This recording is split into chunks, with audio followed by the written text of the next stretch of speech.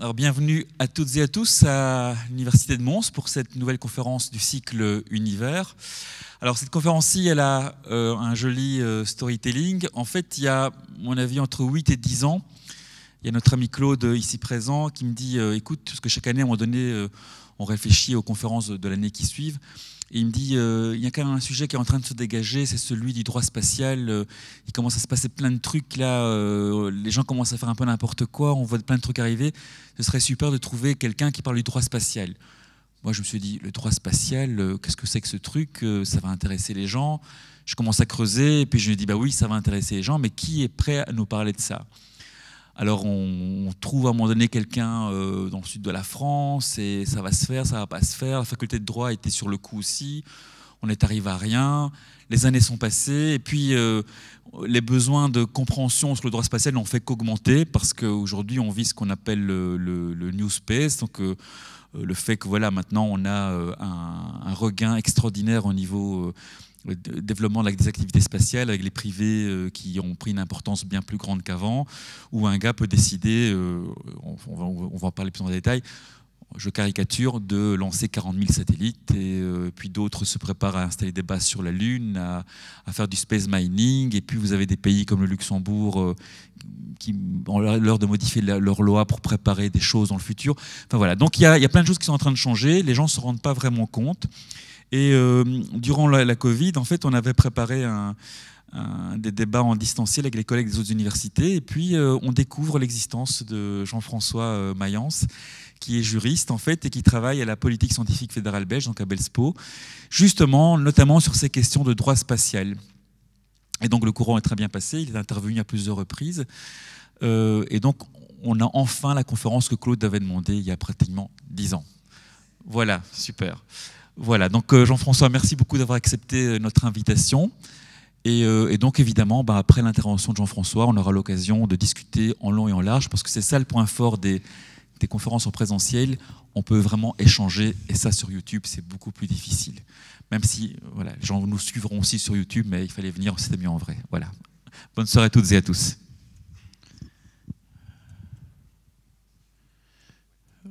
Voilà. Je vous branche un petit fond d'illustration pendant que je parle. Ça peut vous inspirer sur le sujet de ce soir. Alors, bonsoir à toutes et à tous. Grand merci à vous d'être là ce soir. Je suis ravi et honoré de l'invitation qui m'est faite par l'ASBL Extension de l'Université de Mons de venir vous parler de quelques enjeux qui se posent dans le domaine de l'exploration et de l'utilisation de l'espace extra-atmosphérique. Alors, comme Francesco vient de le dire, entendre traiter de l'espace par un juriste, c'est pas une évidence, hein. On s'attend plutôt à trouver au perchoir une astrophysicienne ou un astronome, un ingénieur ou une astronaute. Et pourtant, si on y réfléchit, là où l'humain est actif, les juristes ont leur place. C'est bien le cas dans l'espace extra-atmosphérique. Alors, un petit mot de précision à propos de ce terme espace extra-atmosphérique. Il s'agit du terme consacré par la langue française pour décrire l'espace qui s'étend au-delà de l'espace aérien. Sa traduction anglaise est « outer space ».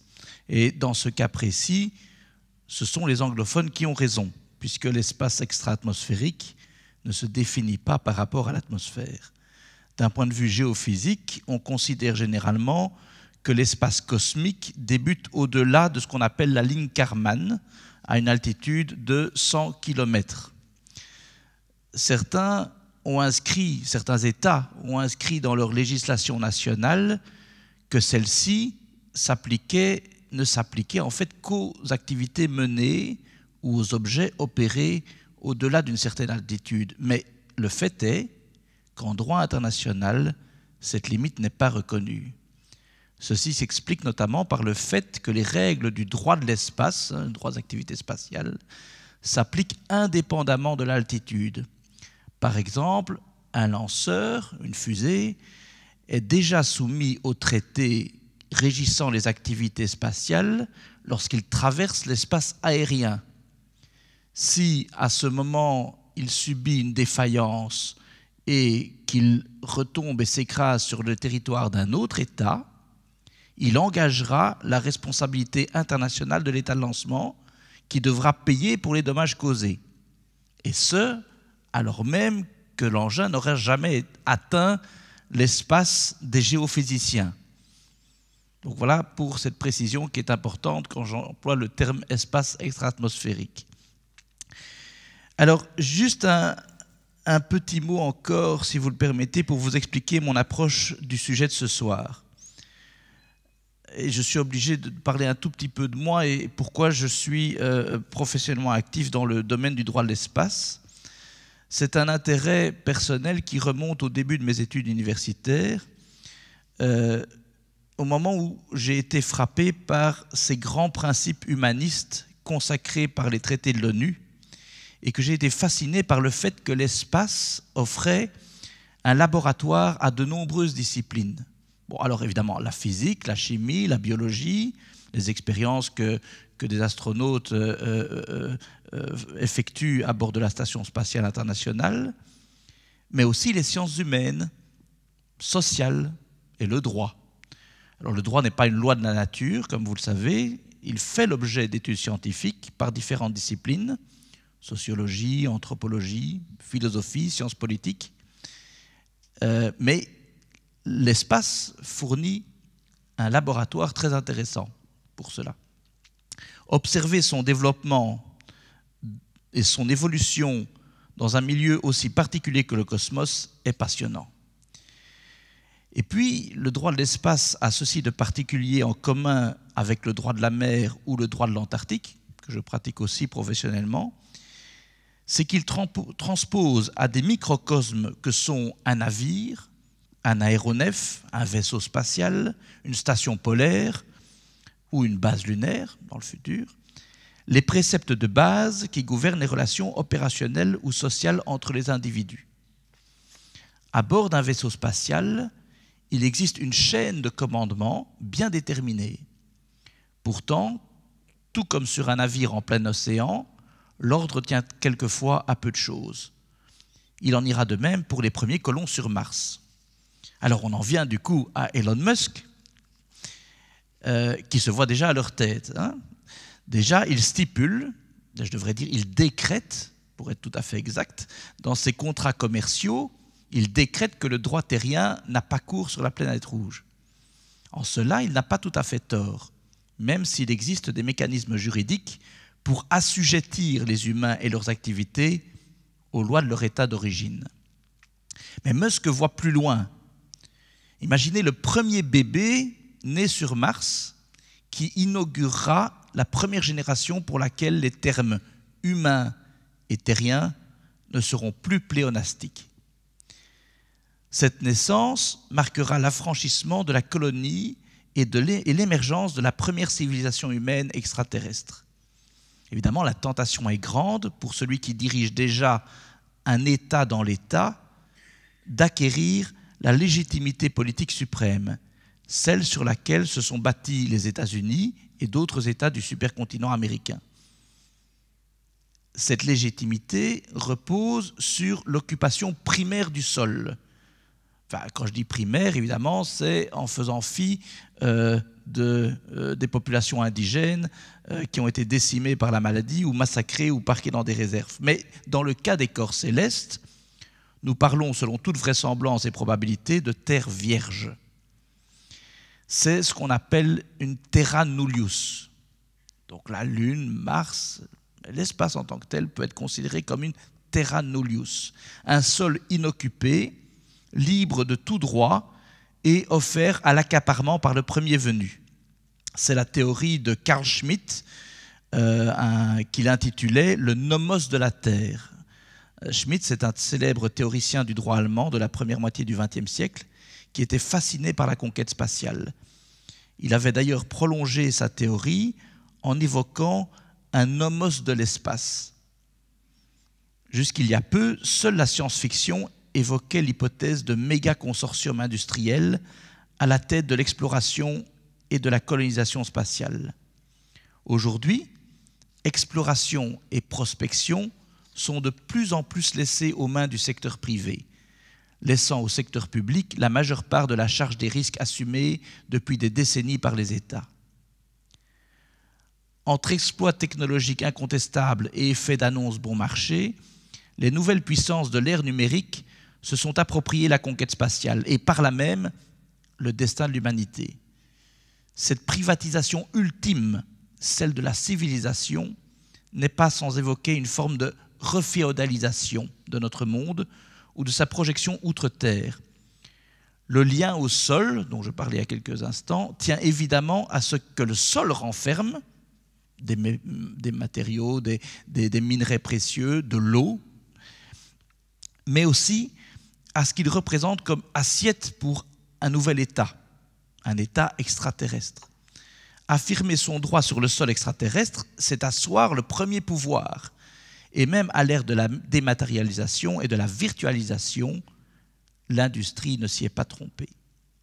Enfin bon, on n'y est pas encore, hein. Il reste beaucoup à accomplir si nous souhaitons peupler d'autres corps célestes. Cela dépendra également de ce que nous souhaitons y faire. Nous y installer pour y vivre. Il faudra alors terraformer, c'est-à-dire recréer par des moyens naturels et artificiels les conditions qui sont celles de la vie sur Terre, ce qu'on appelle un biotope.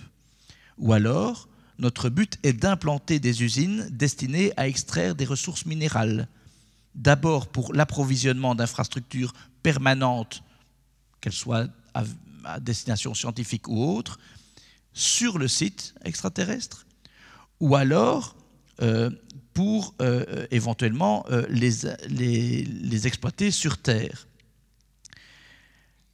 Avec quelles conséquences? Serons-nous prêts à gérer cette matière importée sur notre planète, à en absorber l'impact écologique, alors même qu'on a déjà du mal à gérer les déchets dérivés des matières premières terrestres? Et quid de l'impact économique? Toutes les régions du monde, toutes les nations, tous les individus auront-ils les mêmes droits, les mêmes bénéfices dans cette manne cosmique? Nos descendants établis sur Mars ou réfugiés dans de gigantesques stations spatiales auront-ils toujours des liens avec la Terre? Quelle sera leur attitude à l'égard de ce vieux monde, pour reprendre la terminologie d'un certain Donald Rumsfeld, alors secrétaire d'État américain à la Défense, qui parlait du vieux monde en déliquescence, de ce vieux monde qui dépend de ressources qui ne sont pas les siennes et qui achèvent de détruire le berceau de l'humanité. À ce stade, il est difficile de voir le paysage de Mars ou les étendues de poussière lunaire comme un environnement.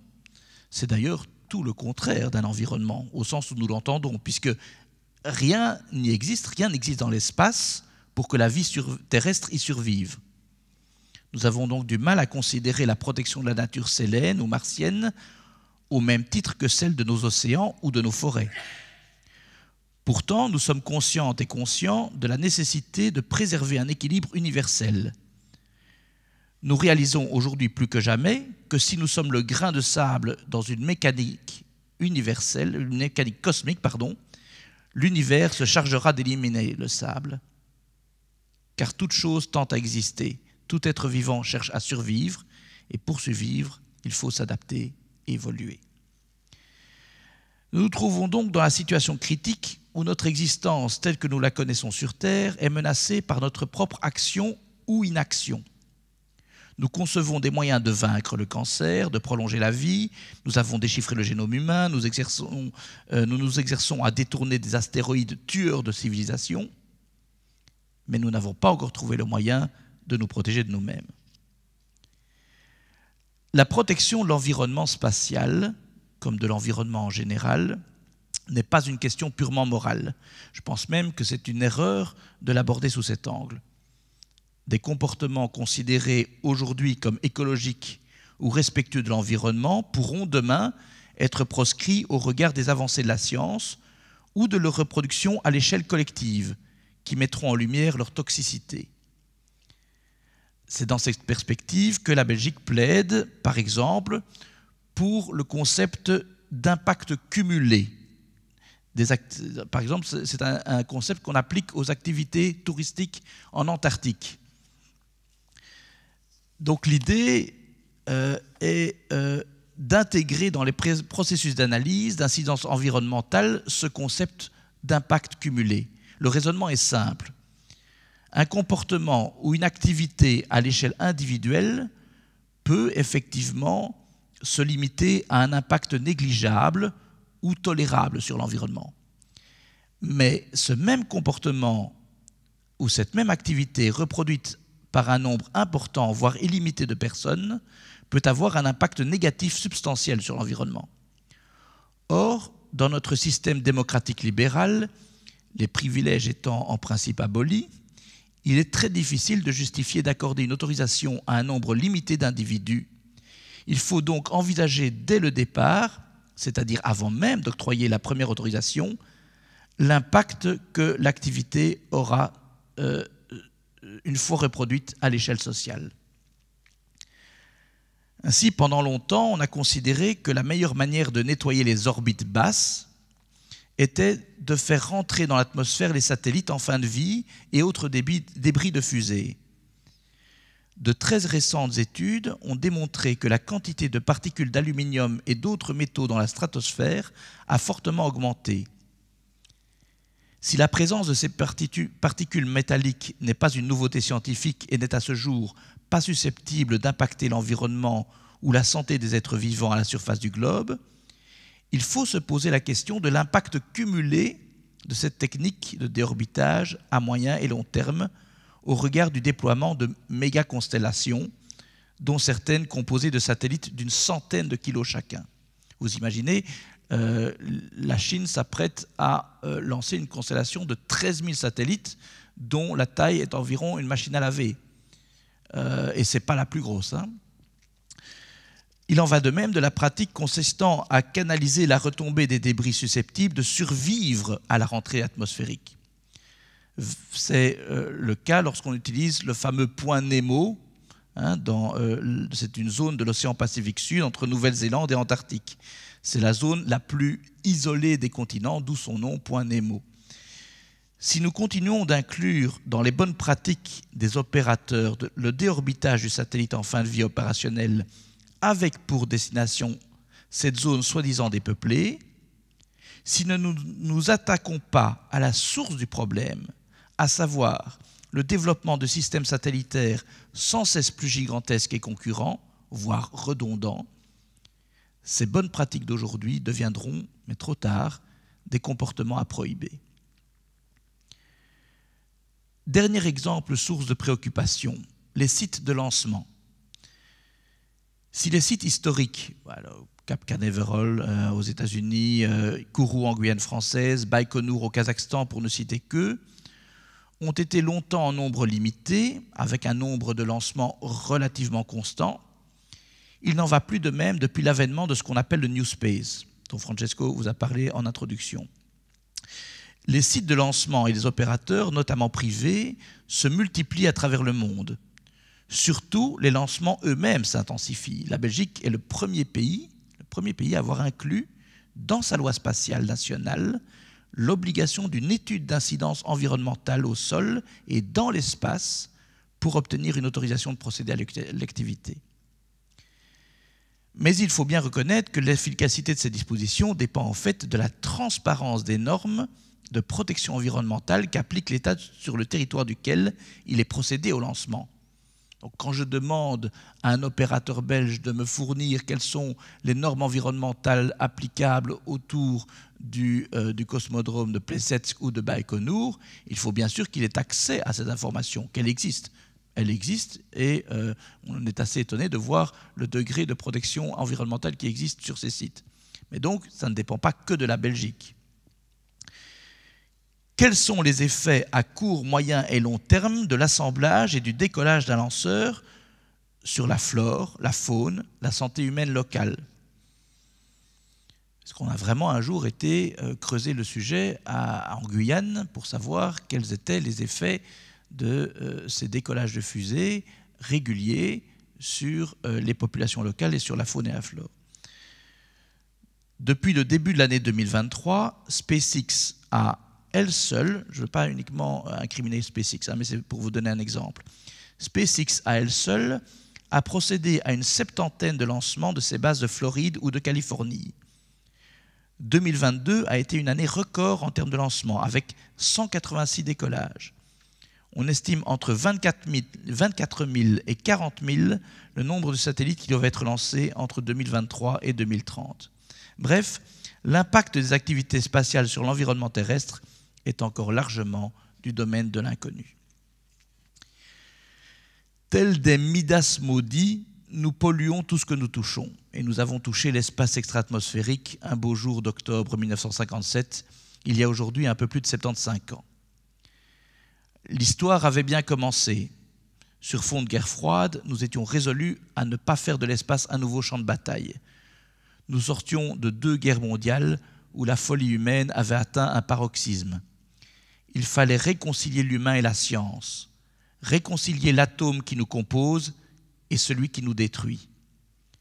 La bombe, passagère désormais honnie par l'humanité, devait laisser son siège à bord de la fusée. L'humain devait l'y remplacer, d'abord pour découvrir la Terre dans toute sa rondeur et sa splendeur, ensuite pour atteindre la Lune, puis viser Mars et peut-être au-delà. C'était sans compter que ce voyage se ferait quelquefois à reculons. 56 ans après l'adoption du traité des Nations Unies sur l'espace, l'orbite terrestre ressemble plus à un champ de mines qu'à un observatoire. Le traité de 1967 est toujours en vigueur, mais il souffre de l'obsolescence de certaines de ses dispositions. Cette obsolescence n'affecte pas tellement les principes que le traité consacre, mais plutôt les mécanismes destinés à leur mise en œuvre. Par exemple, le principe fondamental de la responsabilité des États pour les activités spatiales menées par leurs entités publiques ou privées n'est pas réellement sanctionné. Il est laissé à l'appréciation de chaque gouvernement. Aujourd'hui, les lois nationales intègrent de plus en plus et de mieux en mieux les contraintes liées à la durabilité des ressources spatiales et à la protection de l'orbite terrestre. Mais il n'existe pas de standards internationaux et les modalités de mise en œuvre du traité demeurent très différentes d'un État à l'autre. Ajoutons à cela que la puissance régulatrice des gouvernements est de plus en plus dépassée par celle économique de groupes industriels gigantesques du secteur numérique. Ces groupes ont compris l'importance stratégique de l'espace et ils l'intègrent, on peut dire par un claquement de doigts, c'est un beau lapsus, par un claquement de doigts, pourrait-on dire, donc dans leur schéma de production. Aujourd'hui, le même groupe vous fournit votre voiture, le smartphone encastrable et le système satellitaire qui alimentera la navigation et les télécommunications. Là où les gouvernements doivent convaincre les électeurs du bien fondé d'investir des millions dans une sonde spatiale, ces grands groupes puisent dans les profits sans cesse renouvelés par le marché du numérique pour tester de nouveaux lanceurs révolutionnaires. Le rapport de force financier s'est inversé. Même si les contrats institutionnels, c'est-à-dire les contrats d'approvisionnement commandés par des organismes gouvernementaux et intergouvernementaux, restent une manne précieuse pour cette industrie, tant en Europe qu'aux États-Unis. Dans un tel contexte, le principe de responsabilité dont je viens de parler, qui impose au gouvernement d'autoriser et de superviser les activités de leurs entreprises privées, est mis à mal. Les pressions exercées par SpaceX sur l'autorité compétente américaine pour la délivrance des autorisations sont énormes.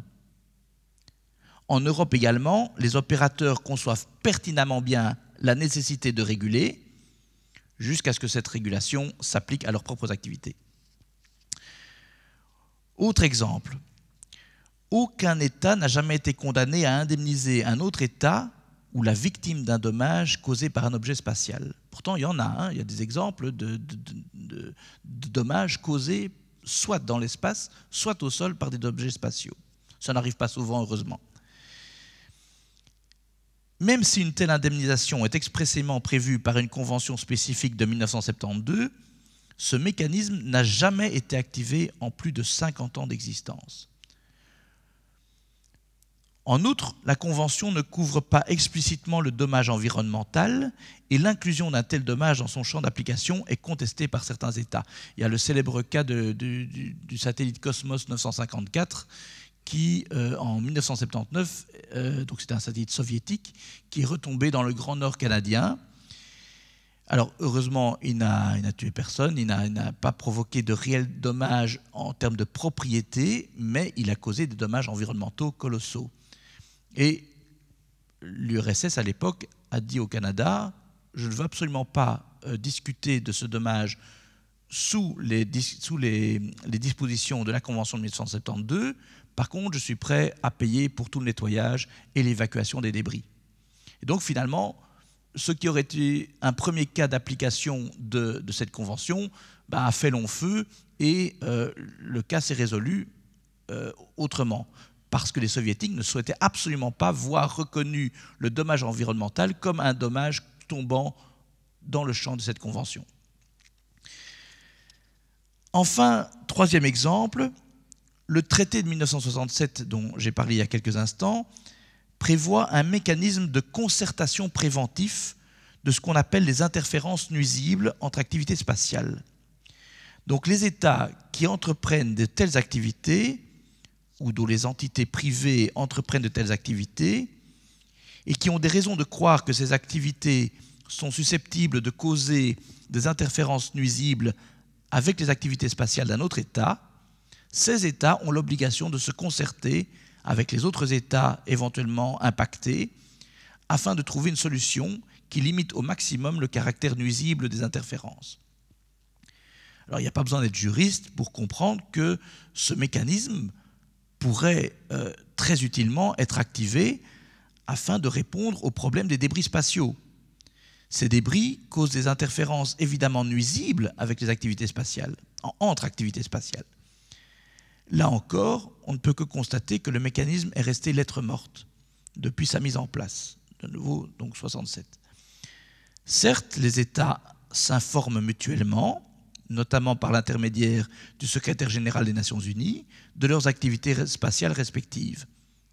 Mais cette information intervient la plupart du temps a posteriori.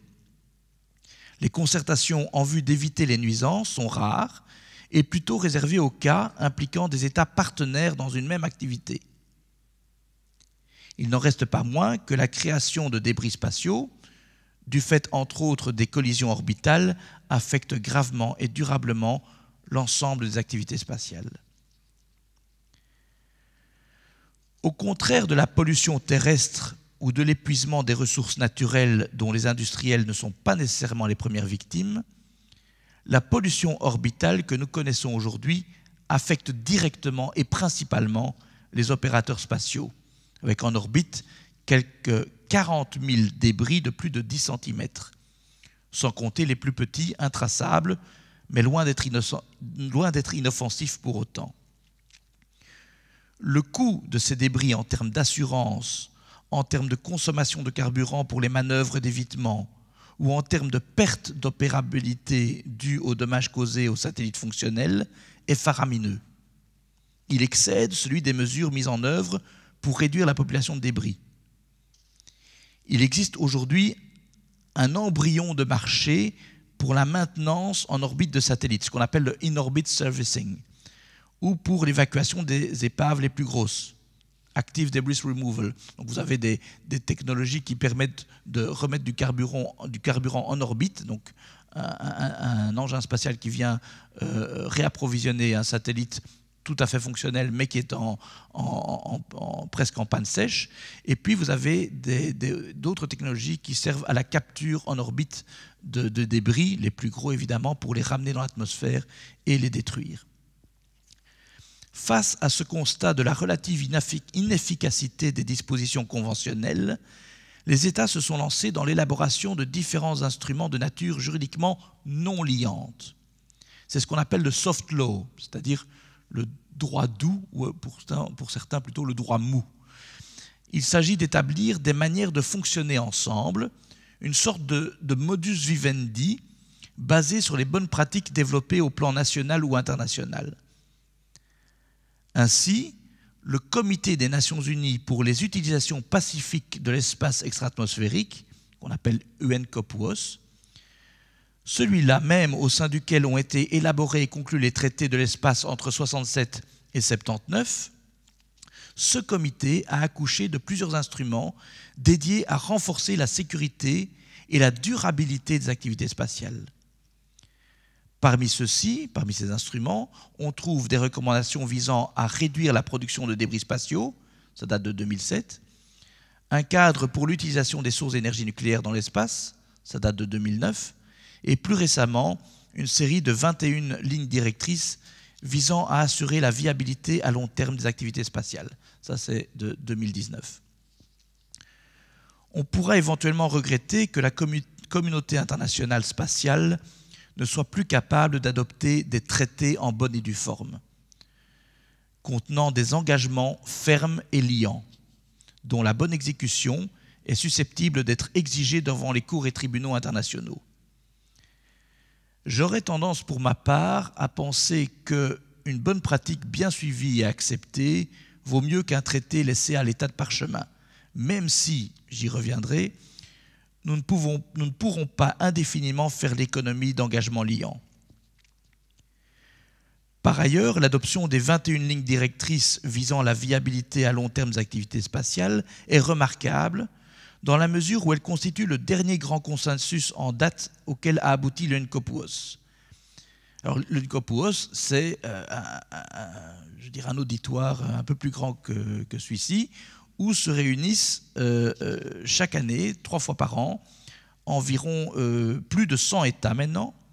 Et alors, pour vous donner une idée, vous avez les États-Unis, vous avez la Fédération de Russie, vous avez les États membres de l'Union européenne, vous avez la Chine, vous avez l'Inde, le Pakistan, Israël, l'Iran, le Brésil, pour ne citer que. Donc, vous pouvez imaginer ce que c'est de parvenir à un consensus. Un consensus, c'est personne n'est pas d'accord sur des points aussi sensibles ou stratégiques que la sécurisation des systèmes spatiaux et la régulation des activités spatiales. Donc ces 21 lignes directrices dont je parle, c'est un véritable exploit qui a pris 10 ans à être réalisé. Alors depuis le moment où ces lignes directrices ont été adoptées, le monde a connu la pandémie qui accessoirement a considérablement ralenti l'activité diplomatique, puis la guerre en Ukraine et aujourd'hui une nouvelle guerre au Proche-Orient. Donc ce nouveau contexte a achevé de faire de l'espace un nouveau terrain d'opération de défense et de sécurité. Dire que l'espace est aujourd'hui devenu un domaine militaire, c'est quand même oublier qu'il l'a toujours été. Les premiers cosmonautes et astronautes étaient des militaires. Les fusées sont directement dérivées des missiles. Et les satellites qui volent au-dessus de nos têtes fournissent à chaque instant des images ou des signaux en appui d'opérations militaires. Mais alors, vous me direz, qu'est-ce qui a vraiment changé ces dernières années ? Ce qui a changé, c'est l'équilibre qui existait entre l'espace à vocation scientifique et humanitaire d'une part, et l'espace à destination militaire et stratégique d'autre part.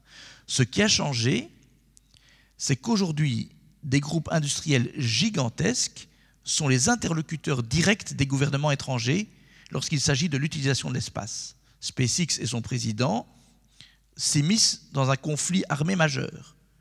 Google négocie avec les ministères des pays dont il publie des images du territoire, de la même manière que le patron de Facebook vient s'expliquer devant le Parlement européen. On peut très légitimement se poser la question de savoir à qui aujourd'hui appartient l'espace. Pas uniquement en termes de droit de propriété, mais bien en termes de dominance stratégique, industrielle et économique.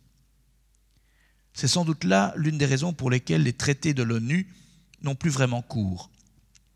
Ils consacrent des principes ô combien salutaires et susceptibles de répondre aux défis colossaux auxquels nous faisons face aujourd'hui. Mais, ils ont le gros défaut de s'adresser uniquement au gouvernement. Les gouvernements ne sont plus les premiers interlocuteurs du spatial en 2023. Ils tentent d'assumer leur rôle de régulateur, mais sans la crédibilité qui fut la leur à l'époque de la course à la Lune, au temps où seuls quelques États disposaient de la capacité de lancer des satellites. Alors, je m'en voudrais de terminer de conclure sur cette note pessimiste. Le rôle des gouvernements doit se renouveler. Comme je l'ai dit, l'industrie elle-même est consciente de la nécessité d'une régulation qui soit la plus globale possible. L'Union européenne a lancé le chantier de la loi spatiale européenne, qui sera l'une des priorités de la présidence belge de l'Union. Les États-Unis resserrent la vis en condamnant à des amendes les opérateurs défaillants. La Chine intègre désormais la viabilité des activités spatiales dans sa politique nationale. Et au sein de l'UNCOPUOS, donc ce fameux comité des Nations Unies pour l'espace, malgré le contexte actuel très tendu, les États ont entamé leurs travaux sur la question de l'utilisation et de l'exploitation des ressources spatiales. Donc c'est la fameuse question de l'exploitation minière éventuelle de la Lune, d'autres planètes, Mars éventuellement, mais plus vraisemblablement des astéroïdes également. Donc, malgré ce contexte international très difficile que nous connaissons, la conscience d'un momentum pour une nouvelle convention internationale peut émerger. Nous devons protéger l'espace et la Terre de nos abus, protéger les orbites basses de la multiplication de débris, protéger l'atmosphère des retombées de matières potentiellement toxiques, protéger le milieu marin de ces retombées et protéger le milieu terrestre des émissions générées par les lancements spatiaux. Tous ces éléments appellent une approche intégrée au travers d'une grande convention pour une responsabilité environnementale des États du fait de leurs activités spatiales. Une convention qui ne limite plus le risque à la perte de biens matériels suite à la collision entre deux satellites ou à celle d'un satellite avec la surface de la Terre. Nous devons intégrer la prévention et la réparation du dommage environnemental à tous les niveaux et en faire un principe de droit international conventionnel avec des objectifs liants. Il est temps pour les États d'assumer pleinement la responsabilité qui leur incombe en vertu du traité de 1967 et qui place sous leur autorité la régulation des activités spatiales, y compris de leurs impacts environnementaux. Le temps est venu pour les citoyennes et citoyens des nations spatiales de ne plus voir l'espace comme un monde abstrait, détaché de leurs préoccupations et réservé aux savants, aux ingénieurs ou aux militaires. L'espace, du moins les orbites terrestres, leur appartient, non pas pour le posséder, mais pour le préserver, non pas pour le protéger, mais pour nous protéger. La responsabilité qu'impose le traité de 1967 incombe aux États, donc à chacun de nous. Je vous remercie.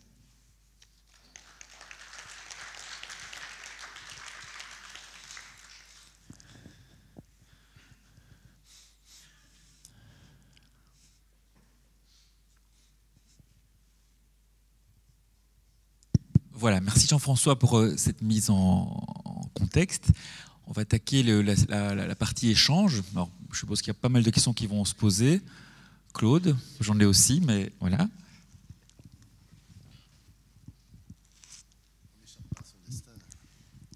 Voilà, merci pour cette conférence, c'était extrêmement instructif. J'ai plusieurs questions, mais une petite d'abord. Est-ce que c'est le traité de 67 qui a interdit la mise en orbite d'armes nucléaires ? Ou est-ce que c'est un autre traité ? Non, c'est celui-là, c'est dans ce traité-là. Il n'est pas le seul, mais c'est le traité de 67, c'est un peu la charte. Et les autres traités, 4 autres traités successifs, découlent de celui-là. Et dans ce traité de 1967, on a effectivement la prohibition du test du placement de toute arme de destruction massive.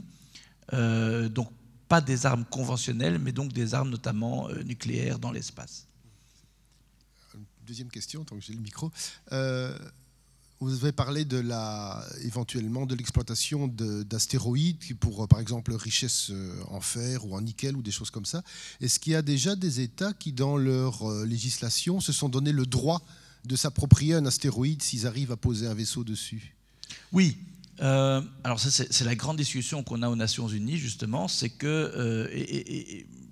Sans vouloir mettre en avant spécialement la Belgique, c'est quand même la Belgique qui a initié cette discussion.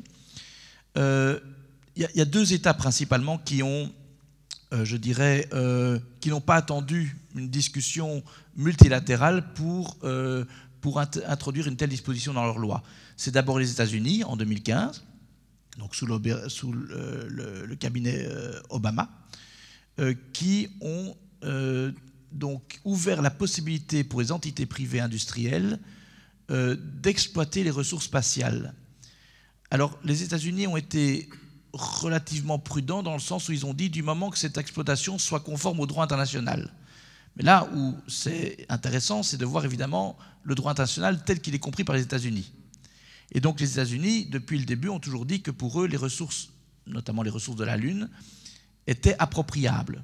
Ils ne l'ont pas écrit dans leur loi, mais ils ne font pas une lecture, donc une interprétation du traité qui prohibe une telle appropriation. Or, le traité de 67 dont je viens de parler, dans son article 2, dit « L'espace n'est pas susceptible d'appropriation par quelque moyen que ce soit ».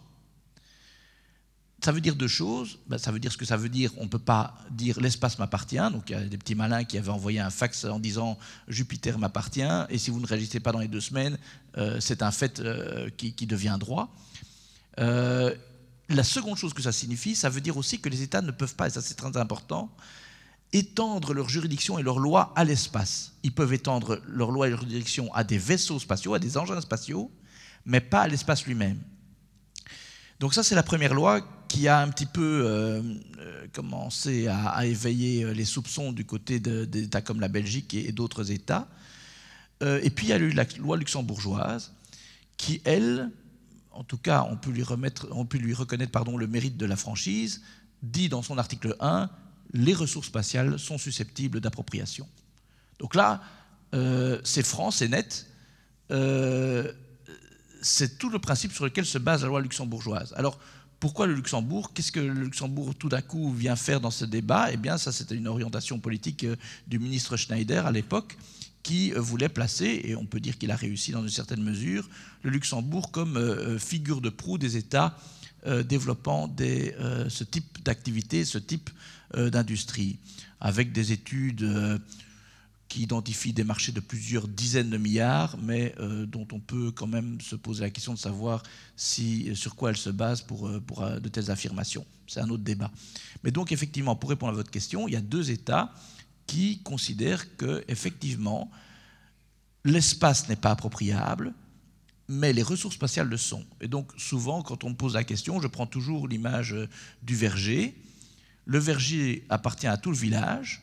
Il doit profiter à tous les habitants du village, mais les pommes, elles, sont au premier venu. Donc on m'expliquera la logique de ce raisonnement, mais bon, voilà, c'est un petit peu ce qui sous-tend à la fois les raisonnements américains et luxembourgeois. Je peux une petite dernière? Alors justement, pour rebondir là-dessus, est-ce que la question que je m'étais posée en entendant que le Luxembourg avait légiféré, je me suis demandé, prenons un exemple, est-ce que M. Musk pourrait établir une filiale au Luxembourg? De là, dire, voilà, c'est cette filiale qui va exploiter un astéroïde, je vais me poser dessus et il m'appartient. Ah ben, il n'a même pas besoin d'aller au Luxembourg, puisque lui, il peut se prévaloir de la loi américaine. Il faut bien penser que le gouvernement américain le défendra pour ça. Il ne pourra pas sans doute approprier l'astéroïde en lui-même, mais il faut bien reconnaître que de facto, si on parle d'un astéroïde, le fait de commencer à l'exploiter, ça, c'est pas aux juristes d'expliquer aux physiciens, mais je veux dire, c'est pas parce qu'il y a des quantités importantes de ressources sur un corps céleste, que ce soit un astéroïde ou que ce soit la Lune, que leur extraction est nécessairement facile ou, je dirais, rentable, parce qu'il faut évidemment non seulement accéder, il faut avoir la technologie, il faut avoir les moyens matériels de le faire, et puis il faut que ce soit rentable. Donc, en réalité, les spots, comme on les appelle, les endroits sur lesquels on peut imaginer des exploitations, ne sont pas illimités. Donc, si on applique la règle du premier venu, premier servi, on arrive de facto véritablement à une forme d'appropriation, en tout cas de fait. Et ça, je trouve une question très intéressante qui dépasse de loin le droit, qui est une question à la fois économique, mais aussi philosophique et politique, qui est qu'est-ce que c'est que l'appropriation ? Le droit de propriété, évidemment, je sais ce que c'est, hein, vous le savez aussi, mais le fait de s'approprier, c'est-à-dire de... c'est tout le débat des Global Common Goods, donc, qui est est-ce que le caractère limité d'une ressource peut aboutir à son appropriation si cette ressource ne fait pas l'objet d'un régime particulier pour son exploitation. C'est ça qu'on est en train de discuter à Vienne, à l'UNCOPUOS, pour l'instant. On a réussi à convaincre les États-Unis et le Luxembourg de se mettre autour de la table avec l'ensemble des autres États, y compris la Russie, y compris la Chine, etc., pour essayer de trouver un régime qui garantisse l'accès de tous les États à ce bénéfice. On a un traité, mais ce traité est boudé par quasiment l'ensemble de la communauté internationale, sauf la Belgique et 17 autres États. Donc, la Belgique et 17 autres États, tout seul, c'est difficile de rendre un traité véritablement efficace. Donc ce traité est un petit peu, il est en vigueur, mais il reste un peu lettre morte. Et donc on essaye de garder l'esprit de ce traité pour le transposer à travers un autre instrument, un instrument éventuellement de soft law que je décrivais tout à l'heure.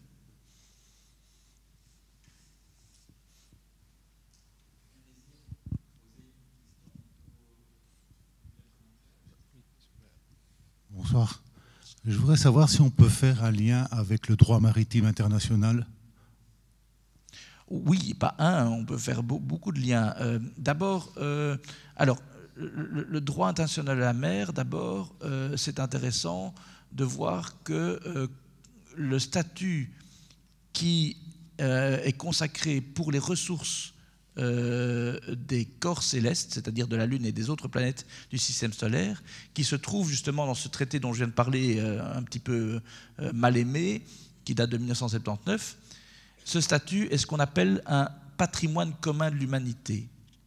Alors, ce n'est pas juste un joli mot, c'est véritablement un concept juridique, mais qui doit être mis en œuvre par la suite par les États.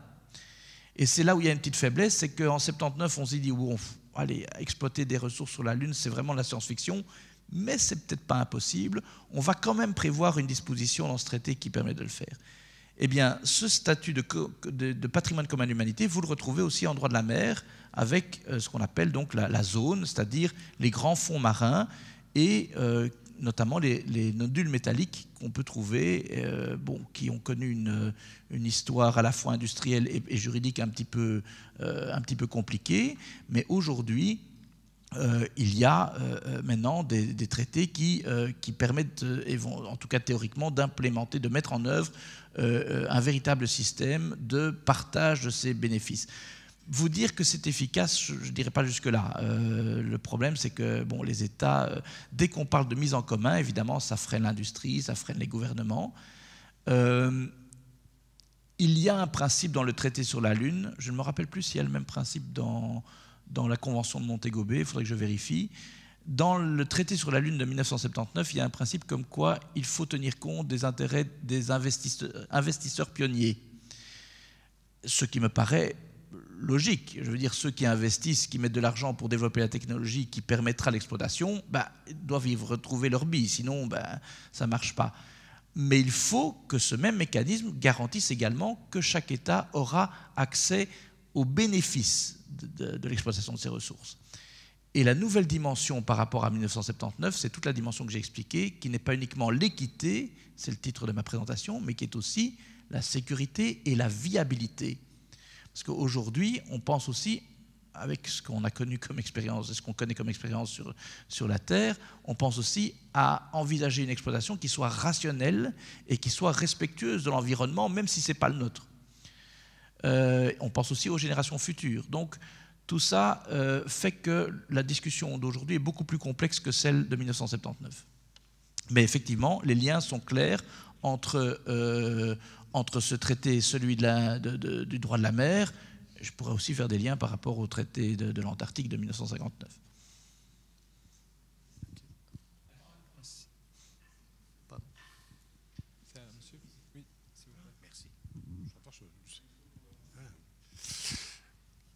Moi, j'aimerais bien envisager dans l'autre sens.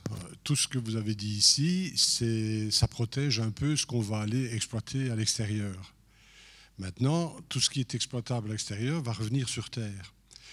Au niveau juridique, qu'est-ce qui protège l'humanité contre les retours d'échantillons qui peuvent être potentiellement dangereux? Est-ce qu'on a légiféré à ce niveau-là? Alors, dans le traité, ce fameux traité de 67, et c'est encore une occasion de montrer qu'il est quand même bien fait, on avait prévu un principe de non-contamination, et non-contamination mutuelle, c'est-à-dire ne pas contaminer les corps célestes qu'on explorait et ne pas ramener des matières dangereuses qui pourraient contaminer la Terre. Maintenant, on était dans l'hypothèse d'une exploration scientifique. Donc en fait, ce dont on parle, c'est les petits échantillons que les cosmonautes ou les astronautes ramènent avec leur bagage. Ce principe s'applique, oui. Il n'y a pas de limitation pour que ce principe ne s'applique pas à cette fois-ci des exportations de type industriel avec des quantités beaucoup plus importantes et à d'autres fins que la recherche scientifique. Donc oui, effectivement. Maintenant, le concept de contamination ici est vraiment vu dans le sens, pas de contamination biologique, pas de matière toxique ou nocive.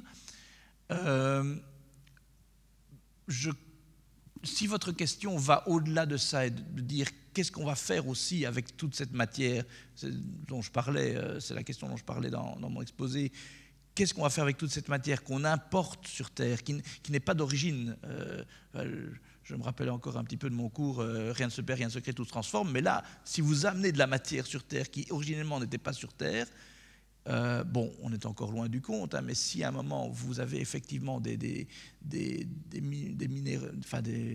matières qui sont des matériaux qui sont potentiellement toxiques, comment est-ce qu'on va les traiter? C'est une très bonne question. Est-ce que ça tombe dans le principe de non-contamination, alors que ces matériaux en eux-mêmes ne seraient pas toxiques, mais la quantité importée, elle, pourrait poser problème? Et aussi au niveau économique, qu'est-ce que vous faites si vous créez un nouveau divide, alors c'est plus le digital divide, ce serait un space divide entre des nations qui ont accès à des minéraux ou à des matières premières qui leur permettent des applications tout à fait révolutionnaires, et d'autres États qui doivent se contenter de subir en payant le prix fort. C'est ça aussi tout l'enjeu de l'exploitation des ressources spatiales. Donc la contamination, pour moi, elle va au-delà de ça, mais effectivement, pour répondre à votre question, c'est dans le traité de 1967. Vous pouvez trouver sur Internet la déclaration de douane des astronautes. Hein, quand ils sont revenus de la Lune, ils ont dû remplir eux-mêmes une déclaration de douane qui comprend notamment les risques biologiques ou autres du matériel qu'ils ramenaient. Donc c'était prévu, y compris par la législation américaine. Donc c'est toujours dans les traités. Donc effectivement, oui, ça c'est prévu.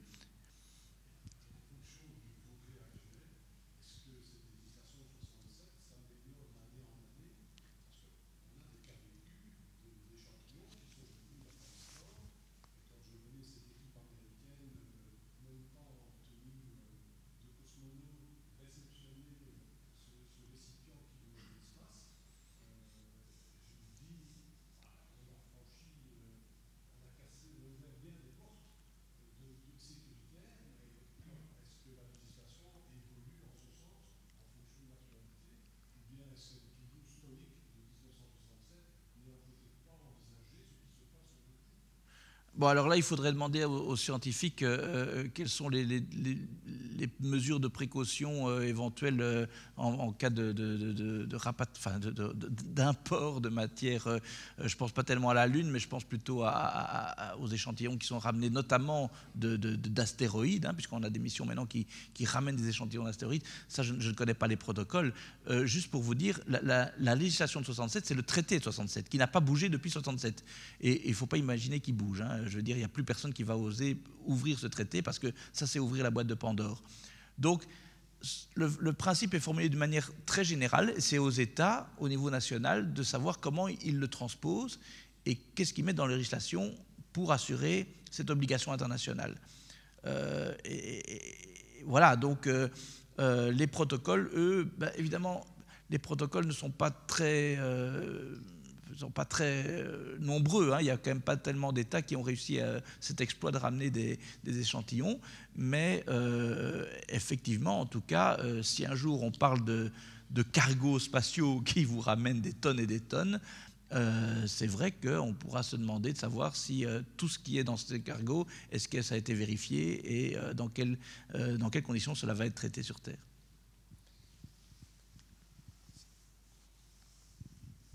Un petit élément de réponse peut-être pour ça. Alors c'est vrai qu'il y a un risque quand on ramène des matières de l'espace. On pense inévitablement à ramener un virus ou une bactérie non connue sur Terre et qui pourrait être potentiellement très dangereuse. Les risques sont extrêmement limités parce que l'espace tel qu'on le connaît est un milieu essentiellement stérile. Bon, il y a des protocoles de sécurité. Personnellement, je suis plus inquiet à l'ouverture d'un laboratoire P4 sur Terre que l'ouverture d'un échantillon extraterrestre ramené d'une comète. Enfin, soit. Mais il y a aussi un autre point. Enfin, il faut faire attention. On a déjà contaminé Mars avec des bactéries terriennes et on a contaminé la Lune avec des champignons terriens. Donc, vous voyez, bon.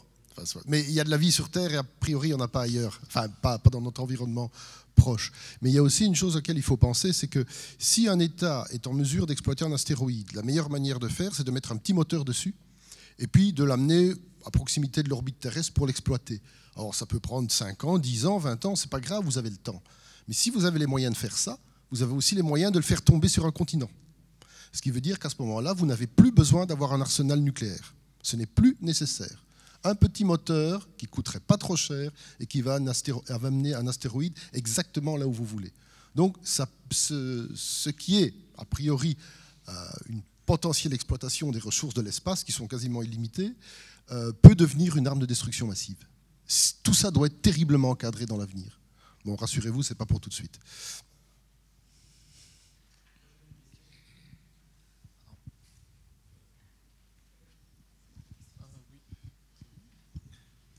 Moi, j'aimerais revenir sur l'exemple que j'avais donné au début par rapport au fait que voilà, Musk lance sa constellation Starlink et puis il y a celle d'Amazon et tout le reste.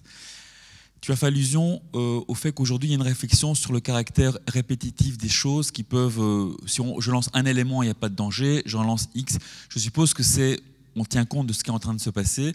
Je suppose que Musk a respecté la réglementation pour lancer son satellite. On lui dit OK. Mais personne ne prévoit qu'on va en lancer 40 000 et que ça risque de faire disparaître le ciel. Donc je voudrais savoir un peu si ça s'est passé effectivement comme ça, qu'est-ce qu'il a dû faire pour avoir l'autorisation. Et l'autre événement, c'est un élément que je n'ai pas très bien compris. Tu disais que les traités s'appliquent au gouvernement, enfin sont valables pour le gouvernement et pas pour les privés. Mais toutes ces boîtes privées, elles doivent quand même respecter ces traités ou pas? Si tu pouvais préciser, merci. Alors, sur la première question, je n'ai pas d'exemple où un industriel a déployé ou est en train de déployer une méga constellation sans que les gouvernements ne soient pas au courant. Et si je peux donner un avis personnel là-dessus, je trouve ça assez effarant de voir qu'aujourd'hui, il n'y a aucune discussion sur la taille des méga-constellations qu'on est en train d'autoriser. Donc ce n'est pas une surprise, hein, c'est pas « Ah, j'avais donné l'autorisation pour un, et puis finalement, ils en ont lancé 40 000, je suis un peu surpris. » Non, non, c'est dès le départ, on sait que ce seront 40 000. Surtout parce qu'aujourd'hui, en plus, on a un phénomène connexe à ça, qui n'est pas du domaine du COPUOS, qui n'est pas vraiment du domaine du droit de l'espace, mais plutôt du droit des télécommunications, qui est que ces industriels enregistrent des demandes de fréquences par millions. Et donc aujourd'hui, l'UIT, donc l'Union internationale des télécommunications qui gère ça, est complètement dépassée parce qu'en réalité, il faut répondre à ces demandes. Et de nouveau, on n'a pas prévu de limite. Ça, c'est une autre partie du problème qui est la gestion des fréquences radio. Si je reviens à la problématique de l'occupation des orbites, occupation physique, il n'y a aucune règle, en tout cas j'en ai jamais vu dans aucune loi nationale, et certainement pas en droit international, qui dit votre constellation doit être de 100 satellites maximum. Et donc, il y a un peu une hypocrisie de la part des gouvernements qui est de dire attention, oui, il faut faire attention, il faut préserver la ressource qu'est l'orbite, et puis d'un autre côté se dire finalement, quand mon industrie occupe toute une partie de l'espace orbital, ben c'est une forme de dominance. C'est finalement ce que je cherche et elle le fait pour moi. Donc je crois qu'il y a là quand même une course. Je crois que les autorités américaines sont conscientes du danger. Et c'est pour ça que pour l'instant elles sont en train de sévir. Un satellite qui ne respecte pas le contrat, qui n'est pas déorbité ou qui n'est pas réorbité en temps et en heure, paf, maintenant on a une sanction, on a une amende. Mais aujourd'hui, il y a quand même une forme de, allez, je vais prendre un mot fort, mais une forme de lâcheté des gouvernements qui est de dire je ne vais pas freiner les ambitions de mon industrie parce que de toute façon, c'est l'autre État qui va en profiter. Et donc, il y a vraiment une course. Alors, une course où il n'y a pas 100 000 coureurs, hein. Il y a les grands États, Chine, États-Unis. Bon, la Russie est un petit peu laissée pour compte là-dedans pour l'instant, mais il y a vraiment une course, y compris aussi entre industriels, pour savoir qui va occuper le plus d'espace au sens propre du terme. Alors ça pose des problèmes qu'on sait en termes d'occupation de l'orbite en tant que ressource elle-même, et ça pose des problèmes qu'on connaît avec la pollution du ciel et de plus en plus d'interférences avec ce qu'on appelle le ciel astronomique. Et donc ça aussi, c'est un point qu'on discute à Vienne, mais qui est très difficile à mettre à l'agenda. Et là, les Américains sont fort réticents à voir comment est-ce qu'on pourrait à un moment trouver un équilibre entre les différentes utilisations de l'espace, l'utilisation scientifique, y compris à partir des observations terrestres, l'utilisation commerciale, l'utilisation militaire. Donc, il y a aussi cette idée que cette occupation de l'espace, même par des satellites commerciaux, peut à un moment donné se transformer en utilisation militaire. Parce que finalement, un satellite, c'est dual par nature. Hein, je veux dire, c'est toujours ce qu'on en fait qui détermine son caractère et sa nature. Donc, je vois mal un véritable incitant pour l'instant, à très court terme, pour que les États disent « Allez, on va avoir une politique de régulation où on va limiter le nombre de satellites en orbite ». Ça, c'est pour la première question. La seconde question, un traité international, par définition, sauf certaines exceptions, s'applique aux États. C'est les États qui y sont partis, c'est les États qui ont des droits et obligations qui découlent de ce traité. C'est tout à fait le cas pour les traités onusiens, qui sont des traités vraiment classiques, et qui donc s'appliquent, ils le disent eux-mêmes, s'appliquent aux États. Mais les traités onusiens, en tout cas le traité de 67, a ceci de révolutionnaire, c'est qu'il a imposé aux États l'obligation de réguler leurs activités non gouvernementales. Et ça, c'est très rare. En 67, en tout cas, c'est assez unique. On n'a même pas ça dans le traité de l'Antarctique, ce qui nous pose problème d'ailleurs. Donc le traité de 67 nous dit, moi, traité, je ne m'applique pas aux entités privées, je ne peux pas leur dire quoi que ce soit. Par contre, vous, gouvernement, vous avez l'obligation de les superviser et de les autoriser. Et c'est pour ça qu'on a ces lois spatiales qui existent à peu près partout dans le monde, et de plus en plus, puisque de plus en plus d'États ont accès à l'espace, ont leurs propres satellites, c'est qu'ils doivent, par le droit international, réguler cette activité. Donc, le problème ici n'est pas tellement que le traité de 67 aurait oublié les entités privées, tout au contraire, il les a incluses dans son champ d'application. Le problème est davantage culturel, c'est-à-dire que les entités privées elles ne connaissent pas le traité. La seule chose qu'elles ont en face d'elles, c'est la loi nationale. Et la loi nationale, soit elle est fidèle au traité, soit elle prend des libertés. Quand le Luxembourg dit « les ressources spatiales sont susceptibles d'appropriation », je le dis comme je le pense, il trahit le traité. Il trahit le traité puisque le traité dit « l'espace n'est pas susceptible d'appropriation ». Donc voilà, ça c'est une interprétation qui est faite par Luxembourg, qui ne regarde que lui, et qui fait en sorte que l'opérateur privé luxembourgeois va dire « Ah ben, ok, moi je peux m'approprier ces ressources ». Donc, de la même manière, en réalité, le traité, en disant que l'espace n'est pas susceptible d'appropriation, n'a pas interdit à un particulier de s'approprier tout ou partie de l'espace. D'ailleurs, certains citoyens américains qui en ont profité, j'ai raconté avec l'exemple du fax. Par contre, ce que le traité a fait, c'est en disant les États ne peuvent pas appliquer leur loi dans l'espace. Si la loi de l'État ne s'applique pas dans l'espace, comment justifier de la naissance d'un droit de propriété? Donc, je prends l'exemple, vous achetez une voiture en Belgique, le vendeur vous remet la clé, vous êtes propriétaire de cette voiture parce que le droit belge dit qu'une fois que vous avez payé le prix et que vous avez reçu la clé, vous êtes propriétaire. Donc, c'est parce que le droit belge le dit que vous êtes propriétaire. Là, par définition, vous n'avez pas de droit national qui s'applique dans l'espace. Donc, comment voulez-vous fonder un droit de propriété dans un endroit où il n'y a pas de droit national qui s'applique?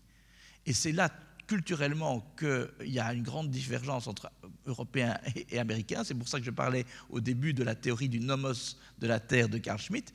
C'est que les Américains, eux, dans leur culture juridique, sont toujours partis du principe qu'ils ne devaient pas attendre que l'État leur reconnaisse le droit de propriété. Le droit de propriété était un droit naturel, est un droit naturel encore aujourd'hui.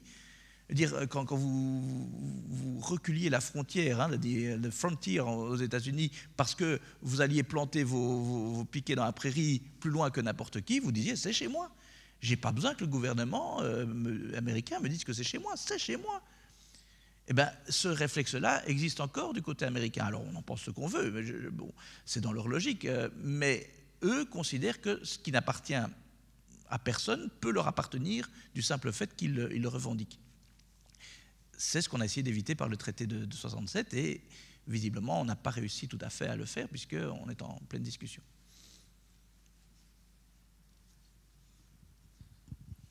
Merci. Nous savons qu'il y a une énorme poubelle qui tourne autour de la Terre et je me demande à terme, vu qu'elle va augmenter immanquablement, si ça ne va pas perturber le magnétisme ou l'arrivée de la lumière, etc. Est-ce qu'il y aura des responsabilités à ce moment-là? Est-ce qu'il y a des choses qui sont prévues pour ça? Alors, évidemment, ce n'est pas à moi de répondre sur mais prenons votre question de manière générale. Qu'est-ce qui se passe si on arrive un jour à ce que l'environnement orbital soit tellement congestionné qu'on ne puisse plus rien en faire? Aujourd'hui, il n'y a pas de traité qui prévoit une responsabilité des États pour ça. Vous devez la déduire du droit international, donc vous devez échafauder toute une théorie. Ça va être compliqué, ce n'est pas impossible, surtout aujourd'hui, vu l'importance qu'a l'environnement. Donc vous devrez échafauder toute une théorie pour dire, voilà, les États ont un devoir de ce qu'on appelle due diligence en droit international, ont un devoir de précaution, de soins à l'égard de l'environnement, y compris l'environnement spatial. Ils n'ont pas respecté ce devoir. Vous devez l'établir, ce devoir, sur des bases vraiment objectives. Hein. Ce n'est pas juste la morale, ce n'est pas le ressenti qu'on peut avoir. C'est vraiment sur des bases objectives, établir devant le juge cette existence et de là conclure que les États n'ont pas respecté ce devoir et donc ils ont une responsabilité internationale. Ce n'est pas impossible, c'est difficile. C'est pour ça, c'est pour faciliter ce processus que j'ai terminé dans ma conclusion en disant il faudrait vraiment réfléchir aujourd'hui à une convention environnementale spatiale, c'est-à-dire une convention qui crée un dommage, la notion de dommage à l'environnement spatial et qui fixe des objectifs liants. Bon, ça c'est évidemment moi, de mon petit siège qui le dit, donc c'est pas très utile, mais je crois qu'aujourd'hui, s'il y a un traité à conclure dans le domaine de l'espace, c'est celui-là. Parce que cette responsabilité environnementale n'existe pas dans les traités qui existent. Ce qui existe, c'est la responsabilité pour un dommage causé à un autre satellite ou alors à une propriété sur la Terre ou un dommage de personne sur Terre. Mais donc qui est infime par rapport au vrai dommage qui se produit aujourd'hui et que vous avez cité, c'est-à-dire cet encombrement des orbites jusqu'au moment où on ne pourra plus ni les exploiter, ni même éventuellement avoir des activités d'observation depuis la Terre, comme on vient de le dire.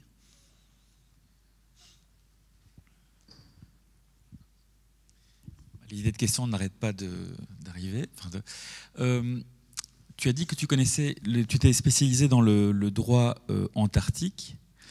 L'idée, c'est quoi? Parce que j'ai envie de faire un parallèle avec Mars. L'Antarctique, l'idée, c'est qu'on peut juste l'étudier pour des raisons scientifiques. En gros, on ne peut pas faire de business avec. C'est ça que ça veut dire au niveau de... Je suis pas trop loin de la vérité par rapport à ça. C'est ta question ou tu veux... Non, parce qu'en fait, je me dis, est-ce que par rapport à Mars, on prépare la colonisation martienne, à terme, ça va se faire. Est-ce qu'il y a des gens qui réfléchissent à donner un statut à Mars équivalent à celui de l'Antarctique, c'est-à-dire une zone qu'on réserve pour la science et pas pour le business? Ou bien cette idée-là, elle est déjà morte dans l'œuf? Alors, l'Antarctique est une zone qui est dédiée en priorité à la recherche scientifique, mais pas exclusivement. C'est un des défauts du traité de 1959, c'est qu'aujourd'hui, vous pouvez aller faire du ski en Antarctique, il vous faut un permis pour ça. Mais rien n'empêche un État de considérer que faire du ski en Antarctique a un impact environnemental mineur ou nul, et donc vous dire, OK, allez faire du ski en Antarctique. Vous pouvez, la preuve en est, aller planter une yourte en Antarctique et faire des repas concoctés par un grand chef. C'est quelque chose qui est proposé aujourd'hui à partir de la Nouvelle-Zélande. Vous pouvez faire des croisières en bateau. L'Antarctique, c'est aussi énormément... donc, ce n'est pas uniquement la terre, c'est aussi la banquise et c'est aussi le domaine maritime. Donc, on peut faire plein d'activités qui ne sont absolument pas scientifiques. Et même quand on fait du scientifique, il y a du scientifique et du scientifique. Hein. Il y a le scientifique, je dirais, avec des projets qui sont vraiment concoctés par les universités et qui visent vraiment à avoir une recherche sur le long terme sur un sujet précis. Et puis, il y a d'autres scientifiques qui se disent un petit peu scientifiques et puis qui vont pour je dirais, des choses peut-être intéressantes, mais qui n'ont pas de résultats tangibles ou à long terme. Ça, c'est pour l'Antarctique. Donc, le traité sur l'Antarctique n'interdit pas des activités autres que scientifiques en Antarctique. Ça, c'est une chose.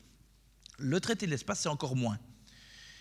Le traité de l'espace ne parle pas de destination scientifique de l'espace extra-atmosphérique. Ce qu'il dit, c'est que l'exploration et l'utilisation de l'espace doit se faire pour le bien commun. Je ne sais pas les mots exacts, hein, mais je donne l'idée générale. Et que la recherche scientifique y est libre. Donc, c'est-à-dire que, en principe, aucun État ne peut interdire une utilisation à des fins de recherche scientifique de l'espace. Mais ce n'est pas sa vocation unique, et ce n'est même pas sa vocation première.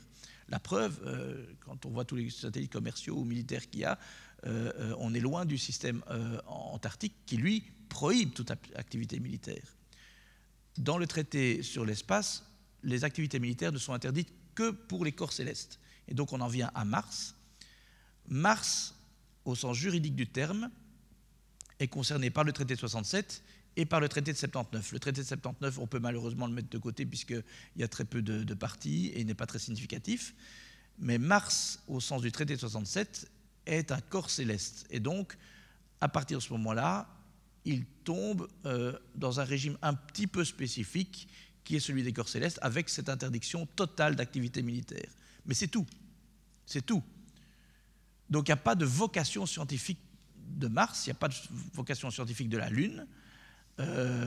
Et donc on peut aujourd'hui imaginer des autorisations qui soient données à des entités gouvernementales ou non gouvernementales et qui portent sur des projets qui n'ont rien de scientifique.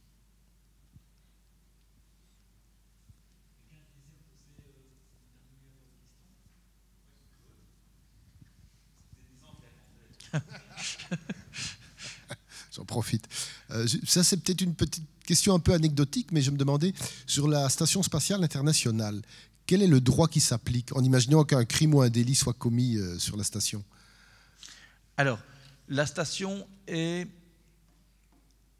Alors, j'allais dire, la station est un objet spatial. Alors, la station, en fait, est un objet assemblé dans l'espace, ce qui a son importance parce que le droit de l'espace, les conventions, notamment la convention de 1975, prévoit que les États doivent immatriculer les objets lancés dans l'espace extra-atmosphérique.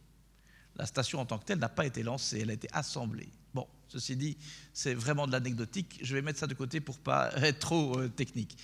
Donc, le principe est le suivant. Ça, c'est dans le traité de 67. Lorsqu'un État immatricule un objet, c'est la même chose que pour un... Enfin, c'est la même chose, c'est quasiment la même chose que pour un navire ou un aéronef. L'État exerce sa juridiction et son contrôle sur cet objet. Donc la station étant composée de différents éléments, ces différents éléments ont été immatriculés par les nations d'origine. Alors, pour éviter quand même qu'on doive montrer son visa quand on passe dans le module américain, et puis dans le module européen, et puis dans le module canadien, etc., enfin japonais, pardon, etc., on a conclu un accord qu'on appelle l'accord intergouvernemental de la station spatiale, qui date, la dernière version date de 1998, et qui prévoit que la station est intégrée opérationnellement. C'est-à-dire qu'il n'y a pas de distinction qui est faite entre les différents éléments. Du moment que l'État propriétaire du module ou de l'élément a donné son accord, on peut l'utiliser. Mais donc, si je me rappelle bien, dans la première version de l'accord de 1998, les États-Unis voulaient que la juridiction criminelle, c'est-à-dire tout ce qui concerne la sécurité à bord de la station, soit toujours, où que le crime soit commis ou le fait soit commis, toujours de leur juridiction. Et ça a été mis de côté par les autres États qui ont dit non. La juridiction criminelle, en principe, elle s'applique selon l'État qui immatricule. Mais donc, on a eu, alors c'était pas un crime à Agatha Christie, mais disons que c'était plutôt... il y a eu une astronaute il y a quelques années maintenant qui a été accusée d'avoir piraté un compte bancaire lorsqu'elle était à la station. C'est assez fou, hein, donc je veux dire, à la station, dans l'espace, c'est tout ce qu'elle trouve à faire, c'est aller pirater un compte bancaire. Et donc, effectivement, se pose alors la question, mais il y a plusieurs paramètres qui entrent en compte. Hein. Il y a le lieu où elle aurait fait ça, mais ici, ça ne me semble pas très pertinent, c'est plutôt la nationalité qui va compter dans ce cas-là. La nationalité américaine en l'espèce, qui fait que, de toute façon, un citoyen américain est toujours justiciable des juridictions américaines. Pour les Européens, alors si je me rappelle bien, je crois que Columbus a vérifié, mais a été immatriculé par l'Allemagne. Ça n'a pas été immatriculé par l'ESA. L'ESA peut immatriculer des objets spatiaux, y compris Columbus. Par contre, le problème, c'est que l'ESA n'est pas partie au traité de 67. Elle ne peut pas. Les organisations internationales ne sont pas admises à être parties. Or, c'est ce traité de 67 qui dit que lorsqu'un État immatricule, il exerce sa juridiction et son contrôle sur l'objet. Donc l'ESA ne peut pas exercer de juridiction et de contrôle sur l'objet. De toute façon, l'ESA n'a pas de juridiction pénale.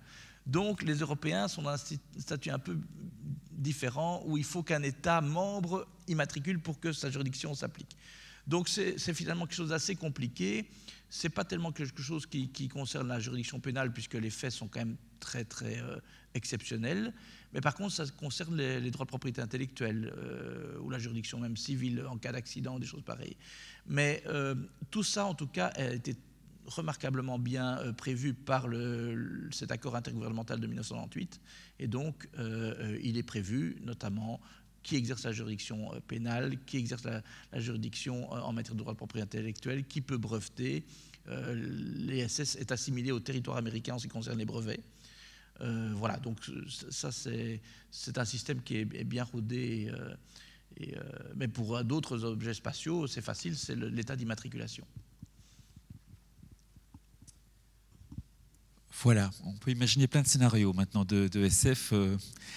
Bon, Jean-François, un tout grand merci, ça a été extrêmement intéressant. Et donc, c'est vrai que à la question, est-ce que c'est intéressant une conférence sur le droit spatial, je pense que la réponse est vachement oui. Donc, merci beaucoup, bonne soirée à toutes et à tous. Merci à vous, merci beaucoup.